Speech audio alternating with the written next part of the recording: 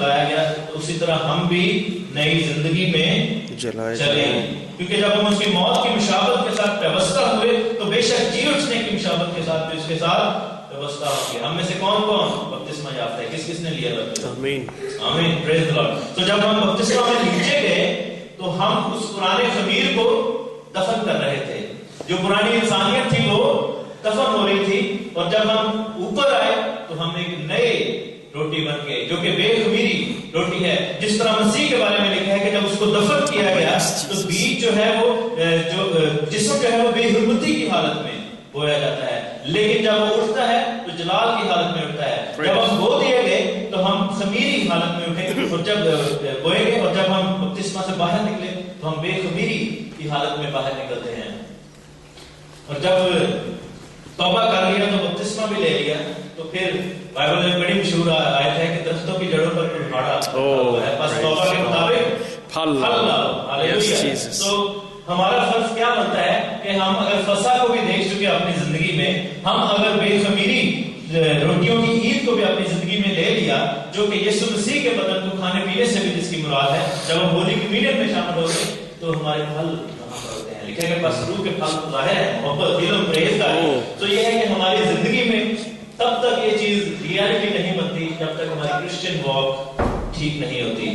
سو ہمارا جو پھل ہے، ہمارا پھل کیا ہے؟ جب آپ جیسے بہن بھائیوں کو ہم خداوند کی کلیسیا میں لے کر آنا شروع ہو جاتے ہیں، جب ہم خداوند کی خدمت کے لیے اپنے آپ کو پیش کرنا شروع کر دیتے ہیں، جب ہم کلیسیا میں شامل ہو کر ہم پارٹیسپیشن کرنا شروع کر دیتے ہیں، کیونکہ یہ جو کلیسیا ہے، یہ جو چرچ ہے، یہ آپ کے بیٹھنے کے لیے نہیں ہے۔ ہر سنڈے ادھر آ کر ہم صرف گیت نہیں گائیں گے، تو ہر شخص کے اوپر خداوند کا ایک مسئلہ ہے، ہر شخص کے اوپر خداوند کی ایک ڈیوٹی ہے، اور وہ مسئلہ اور وہ کالنگ جو ہے ہمیں سمجھنی ضروری ہے۔ میرے عزیز، یہ وقت ضائع کرنے کے لیے ہم ادھر نہیں آتے، بلکہ خداوند کی خدمت کرنے والے لوگ ہیں، کیونکہ لکھا ہے کہ تم سب قوموں میں جا کر منادی کرو اور ان کو کیا کرو؟ خدا باپ، خدا بیٹے، خدا روح القدس کے نام کیا کرو؟ ان کو شاگرد بناؤ۔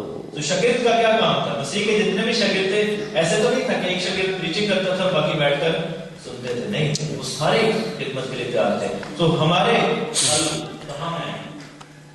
اس کے بعد ہم دیکھتے ہیں کہ چوتھا سٹیپ جو ہماری زندگی میں آتا ہے وہ پینتیکوست کی عید پوری ہوتی ہے، جب ہم روح القدس سے بھر جاتے ہیں۔ بائبل میں کیا لکھا ہے کہ جب تم برے ہو کر اپنے بچوں کو اچھی چیزیں دینا جانتے ہو تو مانگو، تو کیا تمہارا باپ تمہیں روح القدس دے گا؟ آمین۔ سو ہماری زندگی میں پھر کریونگ ہونی چاہیے، کیونکہ روح کے پھل تب ہی آتے ہیں جب روح القدس ہماری زندگی میں ہو۔ تو یہ سب چیزیں انٹر ریلیٹڈ ہیں، کیونکہ جب تک ہم توبہ نہیں کریں گے ہمارے اندر پھل لانے کی جو ہے وہ خواہش نہیں اٹھے گی، ہماری نیچر جو ہے وہ پرانی رہے گی۔ جب تک ہم اس خمیر کو نہیں نکالیں گے روح القدس اندر نہیں آ سکتا، کیونکہ لکھا ہے کہ خداوند پاک ہے وہ بدی کو دیکھ نہیں سکتا۔ تو یہ سب چیزیں انٹر ریلیٹڈ ہیں، یہ سب عیدیں جو ہیں ہماری زندگی کا حصہ ہیں، چاہے ہم اس کو مانیں یا نہ مانیں۔ جب روح القدس آتا ہے تو نرسنگا جو ہے وہ ہماری زندگی کے لیے بچتا ہے، کیونکہ نرسنگا جو بجایا جاتا تھا پرانے عہد نامہ میں اس کو کال آف ورشپ کہتے تھے۔ مسلمانوں نے یہ جو اذان نکالی ہے، کیونکہ آپ کو اگر معلوم ہوگا کہ obviously I know much about Islam، تو اسلام میں کوئی بھی چیز جو ہے وہ نئی نہیں ہے، ہر چیز میں جو انہوں نے کاپی کیا، چاہے وہ پیگنزم سے ہو، obviously جیسے وہ حج وغیرہ کرتے تھے تو وہ پہلے بھی کیا کرتے تھے، اور اس کے بعد اللہ کو بھی مانتے تھے، وہ بھی مانا کرتے تھے، لیکن بہت ساری چیزیں انہوں نے مسیحیت سے اور یہودیت سے کاپی کر لی۔ یہودیت سے کیا کاپی کیا؟ یہ جو اذان ہے جس کو کال آف ورشپ کہتے ہیں، یہ کاپی کیا، کیونکہ جب مسیحی گھروں میں عبادت گھروں میں کیا جاتا تھا عبادت تو بیل بجائی جاتی ہے۔ آپ دیکھیں کہ جو ٹریڈیشنل چرچز اس میں بیل بجائی جاتی ہے، اور جو یہودی لوگ تھے وہ بکرے کا سینگ لے کر، جو برے کا سینگ لے کر نرسنگا بجاتے تھے۔ تو اس کا مطلب کیا ہوتا تھا کہ ورشپ کے لیے بلایا جائے، کال کیا جائے، کال فار ورشپ، اور یہ چیز وہاں پر ہوئی۔ سو اگر ہم تیموتھیوس کے خط میں دیکھیں اس کے ریفرنس کے لیے، میرے ذہن میں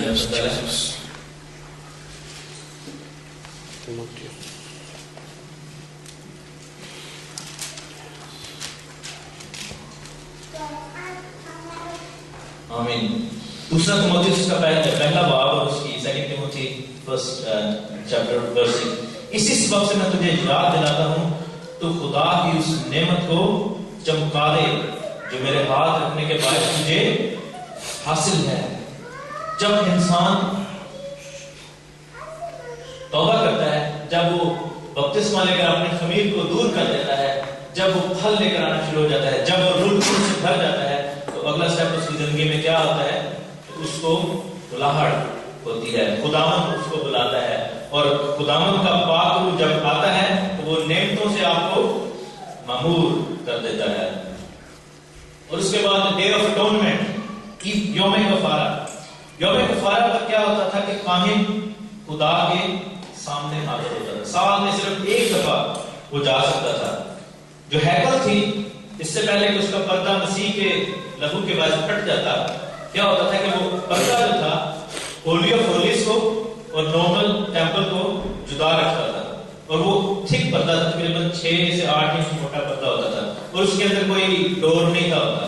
اور جب وہ جو پریسٹ لہو کو لے کر جاتا تھا تو خداوند کی گلوری جو شکائنہ ہے، گلوری جو شکینہ ہے، وہ اتنی زیادہ ہوتی تھی کہ کاہن اس میں چھپ جاتا تھا اور پردے کے اندر ابزارب ہو جاتا تھا اور پردے کے اندر سے گزر جاتا تھا، یعنی کہ وہ معجزہ ہوتا تھا سال میں ایک دفعہ۔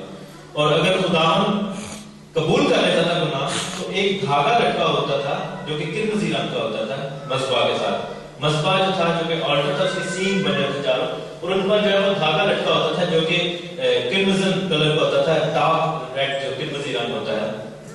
تو جب خداوند قربانی کو قبول کرتا تھا تو وہ دھاگا جو ہے وہ سفید ہو جاتا تھا۔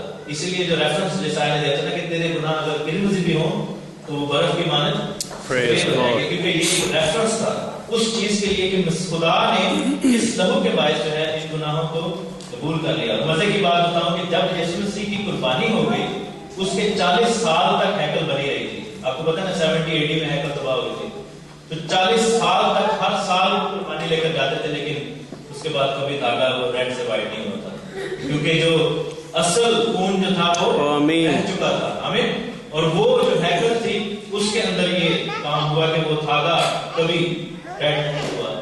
اور اس دن کیا ہوتا تھا کہ that was the day when the priest representing all nation کیا کرتا تھا کہ he would come with Shekinah glory, with God's glory۔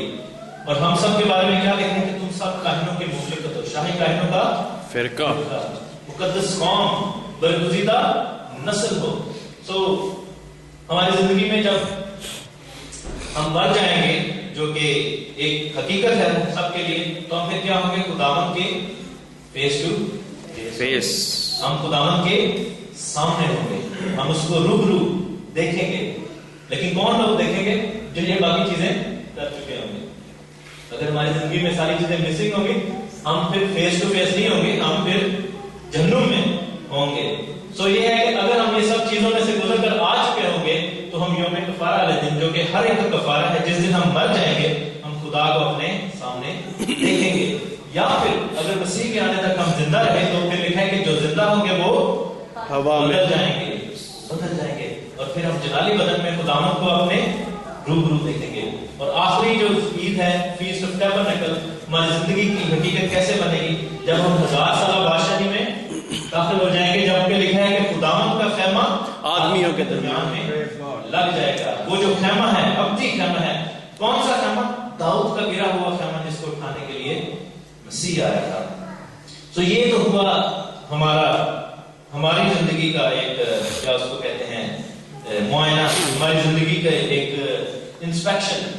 اور ہمیں یاد رکھنا ہے کہ یہ کیا عیدیں ہماری زندگی میں یہ اس طرح آتی ہیں، کیا یہ خداوند کا جو پلان ہماری زندگی میں نظر آتا ہے؟ لیکن خداوند کا یہ پلان اس کی زندگی میں ضرور نظر آتا ہے۔ خداوند یسوع مسیح جو کہ خدا کا بیٹا ہے، اس کی زندگی میں خدا کا پلان نظر آتا ہے، کیونکہ جب موسیٰ کی بات کر رہا تھا یسوع، تو لکھا ہے کہ میری بابت موسیٰ نے لکھا۔ میرے ساتھ دیکھیں لوکا کی انجیل، اس کے 24واں باب،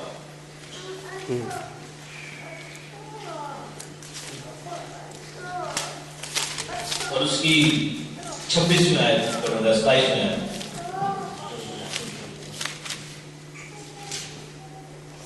بلکہ پیچھے سے ہم پڑھیں گے 23ویں آیت۔ اور جب اس کی لاش کہاں پئی ان عورتوں نے تو یہ کہتی ہوئی آئیں کہ ہم نے رویا میں فرشتوں کو بھی دیکھا۔ جب وہ قبر پر گئی تھی عورتیں، انہوں نے کہا وہ زندہ ہے۔ اور بعض ہمارے ساتھیوں میں سے قبر پر گئے اور جیسا عورتوں نے کہا تھا ویسا